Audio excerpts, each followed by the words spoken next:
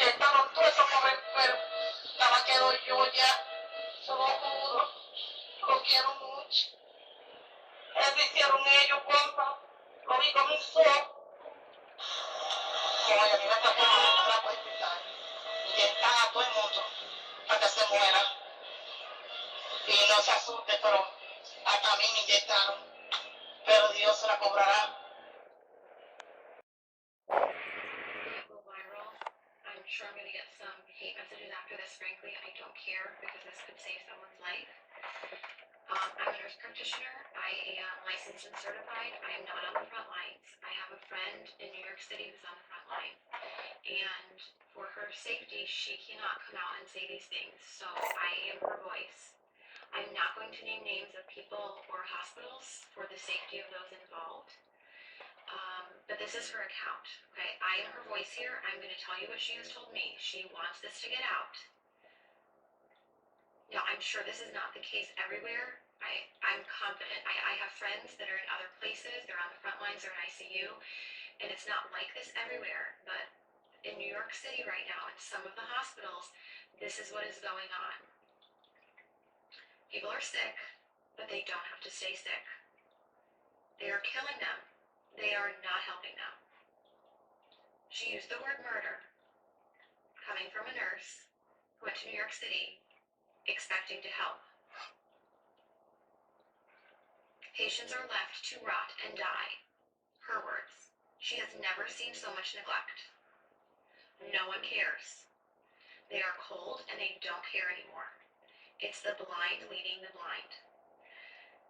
Now, a couple of weeks ago, I was on with some nurse friends of mine, and we were discussing different medications that could be used to potentially help people. Doctors who were reporting around the country that they were using a combination of medications that were helping people. People were not dying when they were on these medications. They were getting better. Those medications are not being used in hospitals in New York City. What is happening is that they're putting people on nasal cannula. If they require more than 6 liters of nasal cannula, they get intubated, they go on the vent, or they get trached if there's not enough vents. They don't get high flow, no non-rebreather, no non-invasive ventilation, no CPAP, no BiPAP. They're on a closed system ventilator versus a CPAP or a BiPAP for fear that it will spread the virus. Which, by the way, I know a nurse in Florida who was fired for exposing that about CPAP and BiPAP and patients being put on the ventilator, like straight away to the ventilator, to be on a closed system. The patients don't know any better. They don't have family with them. There is no one there with them to advocate for them. So they are scared and they give consent. The ventilators have high PEEP, high pressure, which then causes barotrauma. It causes trauma to the lungs. Dr. Cameron Kyle Siddell, a few weeks ago, put out a video. He's in New York City, and he put out a video saying something is not right, like we're not treating this correctly. We're doing something wrong. This doesn't make sense. They pulled his video from YouTube and they took him out of ICU because they couldn't have one doctor going against the grain, going against their protocol. The protocol is propofol or some kind of sedation because they're on the ventilator and IV antibiotics. There's no hydroxychloroquine. They're not using that combination with Zithromax. They're not using the zinc, vitamin C, high doses of vitamins A and D. They laugh. This is what she's told me. They laugh at that. She says this is a nightmare. It's out of a horror movie, and I don't want to be a part of this. There are people who are a full code, and yet, if they crash, they're not doing compressions because it will spread the virus. Full code, not doing compressions. Family is not there. They have no one to answer to. No one is being held accountable. A code was called and no one came. So sometimes they're not even resuscitating people. Again, left to rot and die. They're not given blood because we know that the blood is not oxygenated in these COVID patients. We know that. There are doctors all around the world sounding the alarms. These are the drugs that work. This is the pathophysiology of the disease. This is what's happening. And for some reason, it's not changing, even though we know Some of us know what's going on. Nothing is changing on the front lines. They stay in the same PPE all shift, except for the top pair of gloves. So 2 pairs of gloves, or I don't know, maybe more than 2, but they're only changing the gloves on the outside. Gown, mask, whatever else stays the same because all patients are COVID patients. So if it's a COVID floor, it's all COVID, but it's not because some of them are rule out COVID. So even if they're rule out COVID and they're not COVID, they're going to get COVID because they're using the same PPE all shift and they're carrying that contamination to all of the patients. They're not changing their PPE. They're not going into rooms. So they're running long tubing into the room so that they can manage the tubing from outside of the rooms. So if they're not going into the rooms, that means they're not assessing the patients as frequently as you would be otherwise assessing your patients. They are not doing rapid result tests. You're lucky if you get results in 5 days. Okay, this is coming from my friend who is in New York City right now on assignment, who went there to help, and this is what she's finding. It's a horror movie, she says. Not because of the disease, but because of the way it's being handled. She said we need help, and people are sitting there waiting in the hotels. Money, I guess, it's being paid for by FEMA, and yet they're still understaffed. And there are hundreds of people, hundreds of nurses in the hotels waiting to be called onto a shift. So there is manpower enough if the goal were to actually save people. But resources are not being utilized properly or to full capacity in a way that maximizes the patient benefit or improves the outcomes. The records and charting are crap. And now some of these hospitals in New York City are probably crappy on a good day. So you add in the fear of COVID and the fear of the whole pandemic and forget it. So if you're in a crappy hospital with crappy nurses, let's face it, all those nurses have worked with crappy nurses before who don't care.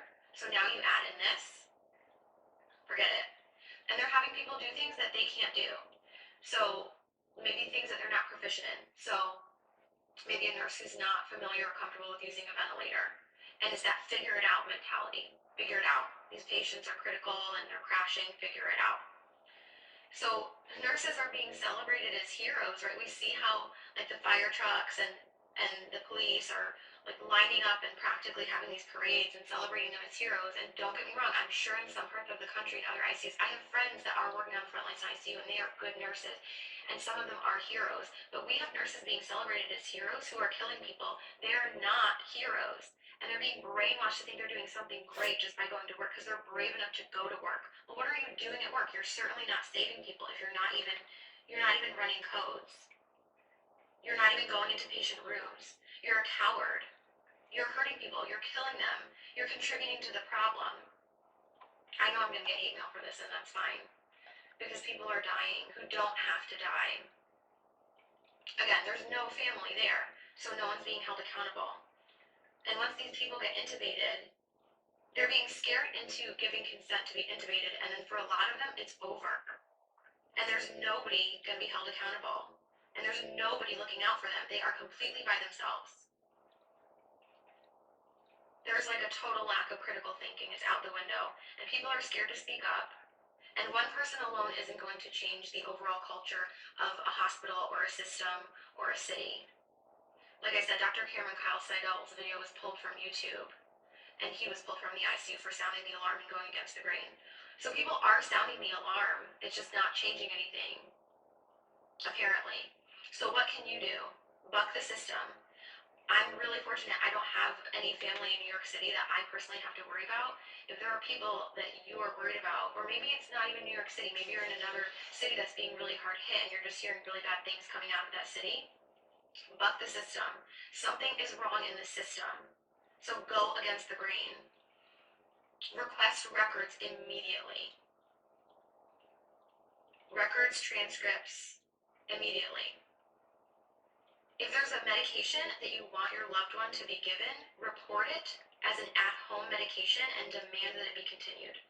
That's just a tip from inside the system. If you want a medication to be given, you've got to report that it's an at-home medication and that you demand that it be continued. Your loved one is not going to have you in there advocating for them once they go in. You're not allowed in. The only reports that we're able to get of what's going on are coming from the inside, and people are afraid to speak out. People have lost their jobs. Do not give consent for intubation if you don't want to be intubated or your loved one to be intubated. Demand non-invasive or less invasive ventilation methods. As soon as you give that consent, you might not come out of it. Now, in some cases, it might be appropriate. We just don't know. We know that it's being used inappropriately in a lot of cases, and that the ventilators are making people worse.